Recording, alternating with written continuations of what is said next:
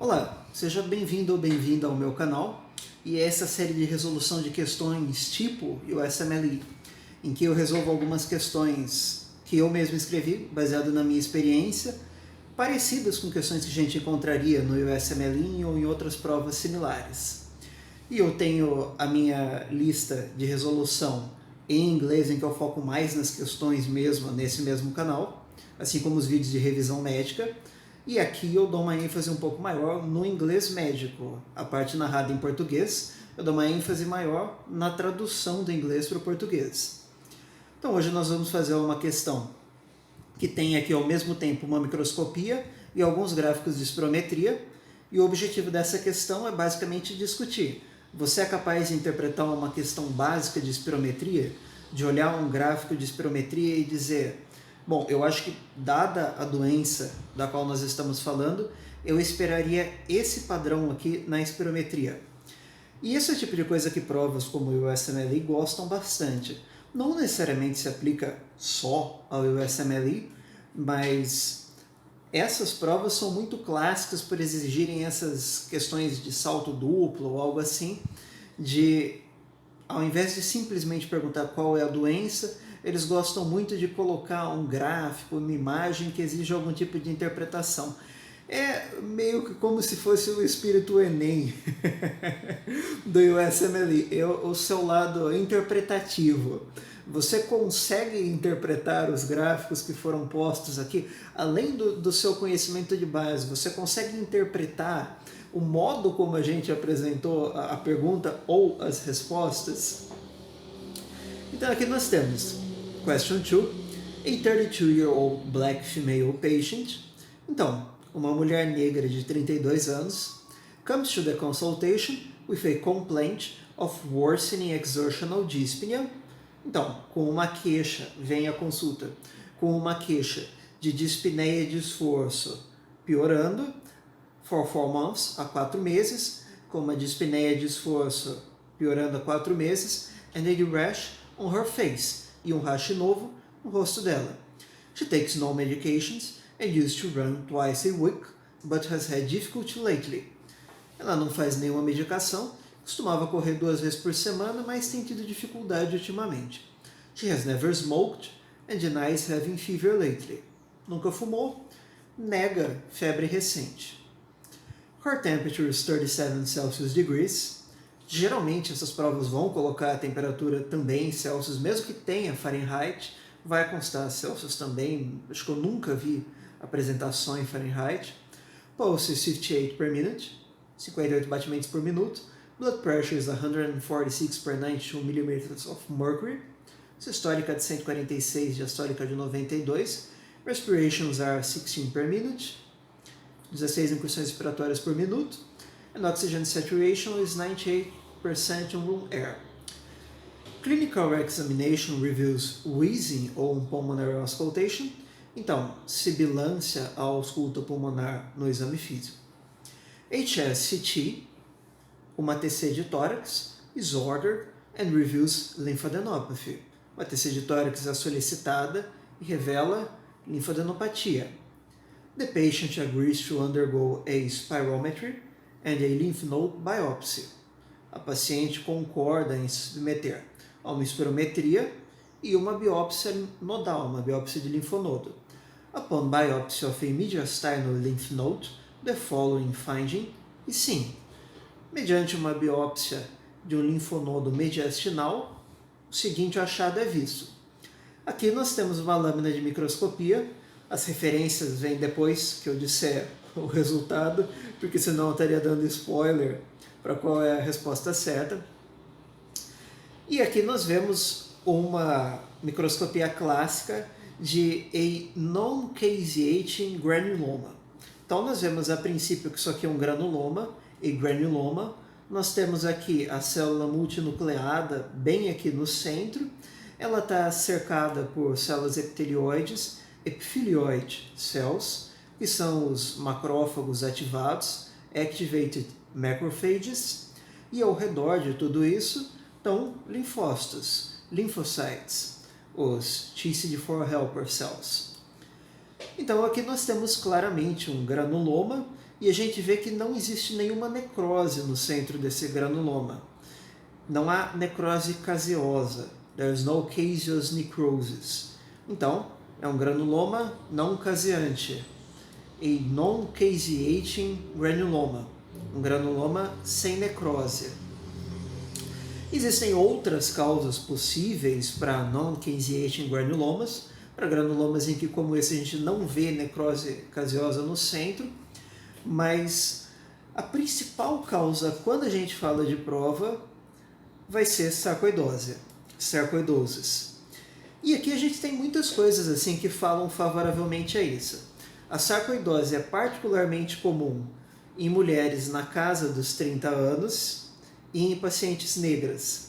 Então aqui a gente tem o protótipo do paciente correto, digamos assim, para ter sarcoidose, uma mulher negra de 32 anos, isso é, ela está bem no grupo, bem no extrato que a gente esperaria mesmo que manifestasse a doença, e a sarcoidose se apresenta em metade dos casos com queixas respiratórias, como dispneia, dyspnea e tosse, cough, e em uns 40% de outros casos com sintomas inespecíficos, como por exemplo febre, astenia, com queixas inespecíficas. Por exemplo, malaise, mal-estar em inglês. Nesse caso, nós temos uma paciente que tá na faixa etária e no grupo étnico exatos, que a gente esperaria, e no gênero, para apresentar a doença, apresentando uma queixa respiratória. E aí a gente tem o que, assim, sugere muito mais, assim, a new rash on her face. Então, um novo rash na face, um nose and cheeks. E quando a gente pensa em rash de face, a gente pensa muito em malar rash, que a gente pensa em lupus. Existe um outro rash que é muito característico de sarcoidose, que é o lupus pernio. Ele é tão parecido com o lupus na apresentação, apesar de abranger um pouquinho mais a ponta do nariz do que o lupus clássico, é um pouco menos butterfly rash, ou rash em borboleta, em asa de borboleta mais clássico do lupus mesmo. Mas ele é tão parecido com o rash do lupus que ele leva o nome lupus na descrição, lupus pernio. Lupus pernio é uma manifestação dermatológica não de lupus. Lupus pernio é uma manifestação dermatológica altamente característica de sarcoidoses. Sarcoidoses tem outras manifestações, principalmente por inflamação do subcutâneo pela deposição de granulomas, mas a mais específica delas é lupus pernio. Então aqui a gente tem uma paciente que tem a idade, o gênero e a etnia esperados, que está apresentando uma queixa respiratória e uma manifestação dermatológica altamente característica, compatível com sarcoidose. E aí a gente quase que fecha o diagnóstico, a gente vai querer a biópsia ainda, mas principalmente para o critério da questão, a gente olha e fala, não, ok, isso aqui é sarcoidose mesmo. Que é quando ele diz que HSCT, uma TC de tórax, revelou linfadenopatia. E adenopatia, linfonodomegalia, principalmente mediastinal, também assim é uma coisa muito característica de sarcoidose. Uma das causas de alargamento mediastinal, a radiografia mediastinal widening, é justamente sarcoidose. Então aqui a gente tem diversos indícios que estão todos apontando para a sarcoidose, estão todos sugerindo sarcoidose.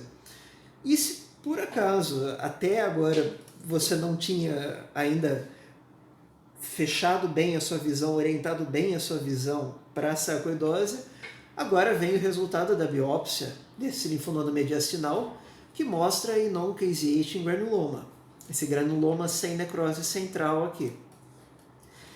Que praticamente com essa confluência de apresentações e uma biópsia característica, fecha o nosso diagnóstico para sarcoidose. Mas, como é de costume, isso seria muito fácil. Se ele simplesmente perguntasse qual é a doença, sarcoidose, não pode ser tão simples assim. Então a questão é, which of the following was most likely seen on her spirometry? Qual dos seguintes foi mais provavelmente visto na espirometria dela, da paciente? E aí a grande questão aqui é, você sabe interpretar por cima, assim, ter uma ideia do que trata uma espirometria? E é um dos exames que provas como o USMLE cobram. Supostamente é uma das coisas que a gente vê na faculdade de medicina também, mas assim, pelo menos eu não sou um especialista em educação médica, mas pelo menos a impressão que eu tenho é que no Brasil dá-se uma ênfase menor à espirometria na educação médica do que nos Estados Unidos. E então aqui a gente tem 5 gráficos diferentes. Se você quiser olhar e chegar a uma conclusão sobre qual você acha que é o correto, pode pausar o vídeo. Eu vou seguir aqui. E a primeira coisa aqui, nesse estágio, é saber que padrão a gente esperaria de sarcoidose, que padrão de doença a gente espera de sarcoidose. E sarcoidose é uma doença que evolui, em última instância, com fibrose pulmonar. Sarcoidose é uma doença que apresenta um padrão caracteristicamente restritivo. Então, em sarcoidose, você não vai ter dificuldade para inspirar ou expirar. Você não tem nenhum tipo de obstrução. Não se trata de um padrão obstrutivo.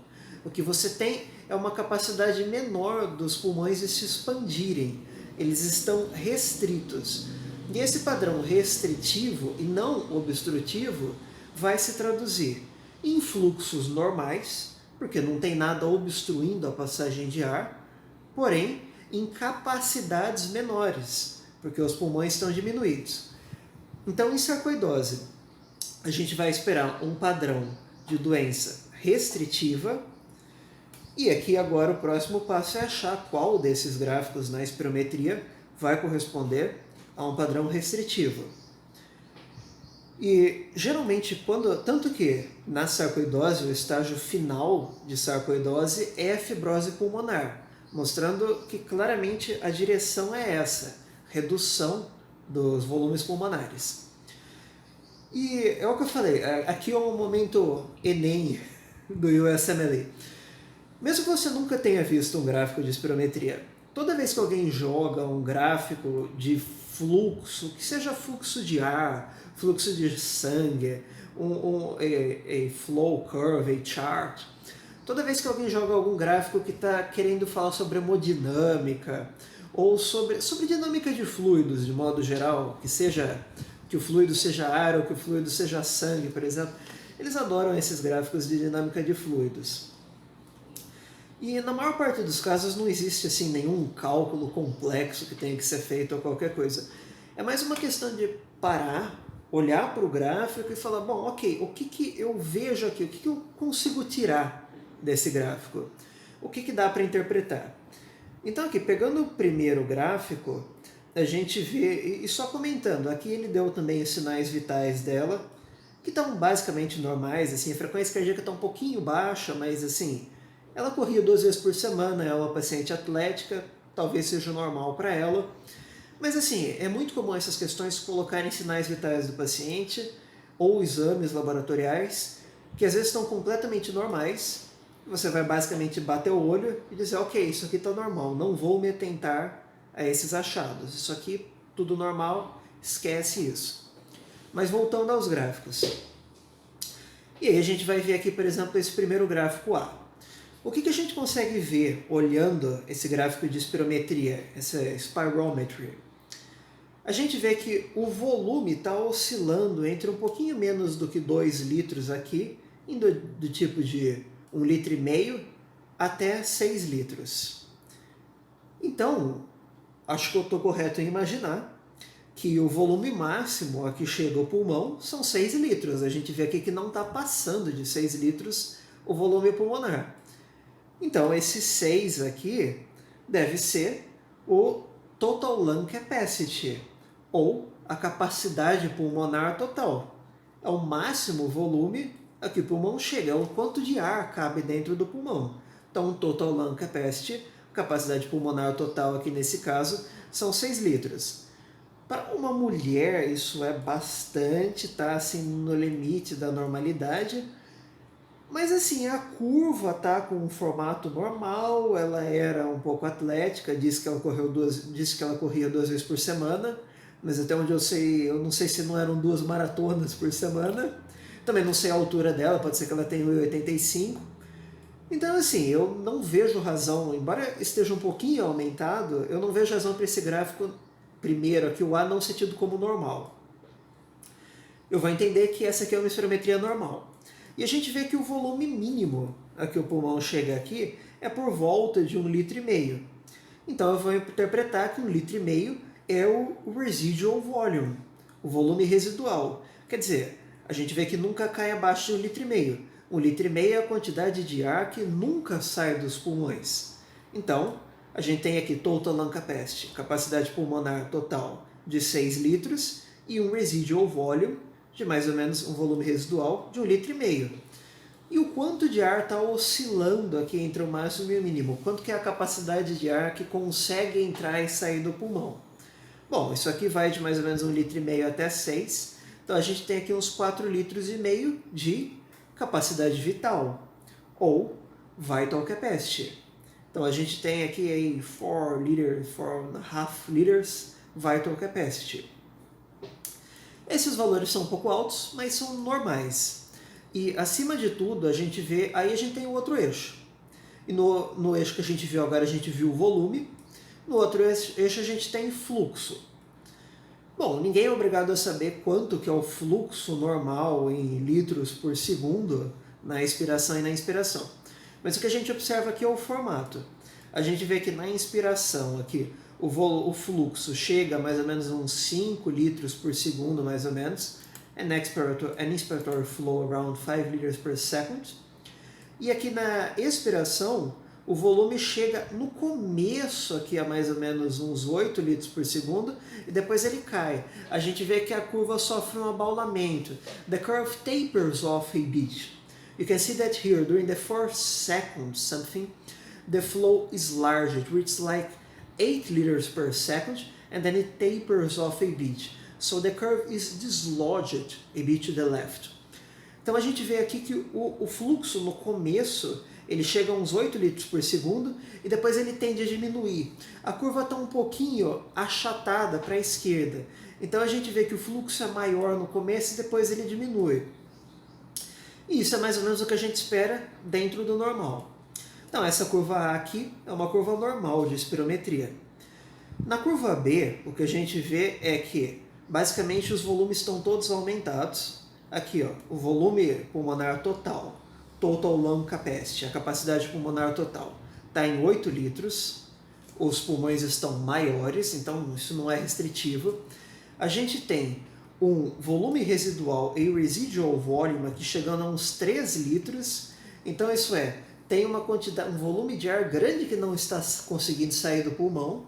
Então isso está me falando a favor de alguma coisa obstrutiva, esse ar não está conseguindo sair dos pulmões. O volume residual está aumentado. Enquanto isso, a capacidade vital, vital capacity, aqui permanece em uns 4,5 litros, não teve muita mudança. Então a capacidade vital está mais ou menos normal. Por outro lado, os pulmões estão maiores e a quantidade de ar retida nos pulmões depois da expiração também está maior. Então, an increased total lung capacity, uma capacidade pulmonar total aumentada, and an increased residual volume, e o volume residual aumentado. E a gente vê aqui que o fluxo expiratório está diminuído. A gente vê aqui no eixo do fluxo que o fluxo mal chega aos 4 litros. E que essa curva aqui sofreu uma indentação, ou seria indentamento em português? An indentation. Eu preciso ver a tradução precisa para o português depois. Que essa curva sofreu esse abaulamento aqui. Então a gente vê que tem algum problema aqui na expiração, tem alguma coisa aqui que está um pouco errada. E esse é um padrão obstrutivo. A gente vê que os volumes estão maiores e o fluxo expiratório está menor. Ou seja, existe dificuldade de mandar o ar para fora. Isso seria visto em doenças obstrutivas, isso é um obstructive pattern, um padrão obstrutivo. Seria visto em doenças obstrutivas, como por exemplo COPD, o DPOC, doença pulmonar obstrutiva crônica, Chronic Obstructive Pulmonary Disorder, ou, por exemplo, asma, asthma. Depois aqui em C, a gente vê que o volume residual, residual volume, está diminuído, tá? Aqui em menos de 1 litro, ou seja, tem pouco ar que fica nos pulmões depois da expiração, mas por outro lado, a capacidade pulmonar total, total lung capacity, está menor do que 4 litros, isso é, o volume que os pulmões conseguem comportar está diminuído. Isso sugere uma restrição. Por outro lado, o fluxo está normal. O fluxo aqui na inspiração, quase 4 litros. O fluxo na expiração, aqui também está acima de 6. Não está assim perfeito, mas está perfeitamente dentro da normalidade. E o que a gente vê aqui? Fluxo normal, volumes diminuídos. Isso sugere um padrão restritivo, a restrictive pattern. Então é essa a nossa alternativa correta. C, restrictive pattern, para sarcoidose, sarcoidosis. É isso que a gente esperaria em sarcoidoses. Decreased total lung capacity, uma capacidade pulmonar total diminuída, ali menor do que 4 litros. And a decreased residual volume, e um volume residual também diminuído. A capacidade vital, vital capacity aqui, está um pouco diminuída também, está aqui por volta de uns 3 litros, mas está menos diminuída do que os outros dois volumes. É esperado. Assim, for completion's sake, só para a gente cobrir tudo, vejamos também as outras alternativas. Então, aqui na alternativa D, a gente tem volumes relativamente normais, aqui total lung capacity um pouco maior do que 6 litros, capacidade pulmonar total, residual volume, um volume residual de uns 2 litros. Os volumes são normais, o que a gente vê é que os fluxos estão diminuídos. O fluxo não chega nem em 4 litros por segundo. Redução de fluxo, principalmente na expiração, padrão obstrutivo. Agora, o que a gente vê aqui é que essa curva está estranha, porque a gente deveria ter um fluxo maior no primeiro segundo, deveria começar com fluxo maior quando você começa a expirar, para depois diminuir. E não é o que a gente observa aqui, aqui ela está redondinha, ela está perfeitamente simétrica. Então isso indica que tem alguma coisa limitando o fluxo máximo. A gente tem alguma coisa que está limitando de modo um tanto quanto uniforme o fluxo, tanto na inspiração quanto na expiração, independentemente do volume que tem nos pulmões. Então isso aqui é uma espirometria de Fixed Airway Obstruction, isso é, uma obstrução fixa das vias aéreas, que poderia ser encontrada, por exemplo, no caso de um tumor de vias aéreas. E aqui, por fim, nós temos a alternativa E, e aqui nós temos um gráfico completely meaningless. Aqui nós temos um gráfico absolutamente sem sentido, que não significa nada. Eu inventei esse gráfico aqui, essa espirometria da minha cabeça, e a lição, isso aqui não representa nenhuma doença, isso aqui não representa nenhuma patologia. Esse gráfico aqui não existe, eu desenhei ele porque eu achei que ia ficar bonito. E a lição a ser tida com essa alternativa E aqui é que muitas vezes em provas, como o USMLE, pode acontecer na faculdade, mas geralmente o professor da faculdade não está ativamente tentando prejudicar você, né? Geralmente. Mas o que algumas provas como o USMLE gostam muito de fazer, às vezes eles colocam uma alternativa assim muito louca, muito diferente, assim, uma coisa que você nunca viu antes. E às vezes você se sente tentado, assim, nossa, que padrão diferente, assim, eu vou escolher esse. Isso geralmente é uma péssima ideia. Geralmente, se você nunca viu o padrão ou a alternativa antes, provavelmente é a alternativa errada. Então a lição que fica com a E aqui é: viu alguma coisa muito estranha, muito diferente entre as suas alternativas? Provavelmente não é aquela. Bom, eu espero que esse vídeo tenha sido útil, tanto na parte de inglês médico quanto na parte de interpretação de espirometria. Eu tenho outra linha de revisão médica em inglês também, além da minha playlist de inglês médico. Eu espero que tenha sido útil. Obrigado por decidir partilhar o seu tempo comigo. E eu espero revê-lo ou revê-la no próximo vídeo.